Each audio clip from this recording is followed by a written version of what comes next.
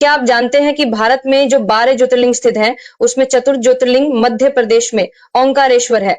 एक ऐसा ज्योतिर्लिंग जो कि प्रभु श्री राम जी से 14 पीढ़ी पहले जो मानता राजा हुए हैं, जिन्होंने मां से नहीं बल्कि पिता से जन्म लिया था, उनकी तपस्या से यह शिवलिंग प्रकट हुआ है। एक ही शिवलिंग से ब्रह्मा, विष्णु, महेश निराकार धरती से प्रकट हुए हैं। यहाँ प्राचीन समय से एक ही दीपक में 3 ज्योत ब्रह्मा, विष्णु, महेश के लिए जलाई जाती हैं। भगवान ओंकारेश्वर ज्योतिर्लिंग में विराजमान है। 12 ज्योतिर्लिंगों में शयन आरती होती है, लेकिन महादेव का विश्राम ओंकारेश्वर ज्योतिर्लिंग में 3 बजे रात को उठकर महाकालेश्वर जाते हैं। वहां की भस्म आरती प्रसिद्ध है और ओंकारेश्वर की शयन आरती बहुत प्रसिद्ध है। आपको जानकर हैरानी होगी कि आप काशी जाओगे तो गंगा जी दूर है, उज्जैन जाओगे तो शिप्रा जी दूर है, सोमनाथ जाओगे तो समंदर है, लेकिन ओंकारेश्वर ज्योतिर्लिंग ही एकमात्र ज्योतिर्लिंग है जिसके दर्शन के बाद ही किसी महानदी का दर्शन होता है। वो महानदी है नर्मदा नदी, जो कि भगवान शंकर की देह से निकले पसीने की बूंद से निकली है मां नर्मदा।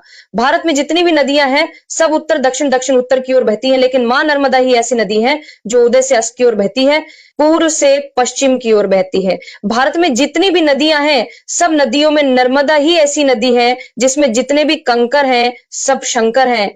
नर्मदा पुराण के अनुसार नर्मदा जल के स्पर्श होने से जो शिवलिंग बनता है उसको सीधे ले जाके पूजा कर सकते हैं, उसको प्राण प्रतिष्ठा की जरूरत नहीं है। नर्मदा जल स्पर्श होने मात्र से वह स्वयं प्रतिष्ठित हो जाते हैं। नर्मदा नदी के उल्टी दिशा में बहने के 2 कारण हैं, भौगोलिक और पौराणिक। भौगोलिक रूप से नर्मदा नदी रिफ्ट वैली में बहती है, जो एक दरार वाली घाटी है जिससे वो पूर्व से पश्चिम की ओर बहती है। पौराणिक रूप से कहा जाता है कि नर्मदा ने अपने विवाह से पहले ही सोनभद्र के विश्वासघात को जानकर आजीवन कुंवारी रहने का फैसला किया और विपरीत दिशा में बहने लगी। साथ ही भक्त अपनी मनोकामना पूरी होने पर या किसी खास अवसर पर मां नर्मदा को चुनरी चढ़ाते हैं।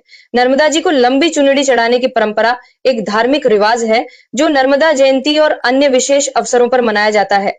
कुछ लोगों का मानना है कि इस परंपरा की शुरुआत त्रेता युग से हुई थी, जब श्री राम ने माता नर्मदा को पहली चुनरी चढ़ाई थी। धीरे धीरे इस परंपरा ने लोकप्रियता हासिल की और अब नर्मदा जयंती पर बड़ी संख्या में भक्त माता नर्मदा को लंबी चुनरी चढ़ाने के लिए इकट्ठा होते हैं। जयंती व अन्य अवसरों पर माता नर्मदा को 15 वर्ष पूर्व छोटी चुनरियां ही चढ़ाई जाती थी। धीरे धीरे लंबी चुनरी चढ़ाने का चलन बढ़ा। अब माता नर्मदा को 50 लंबी लंबी चुनरियां अर्पित की जाती है। जानकारी अच्छी लगी हो तो कमेंट में हर हर महादेव लिखकर फॉलो जरूर करें।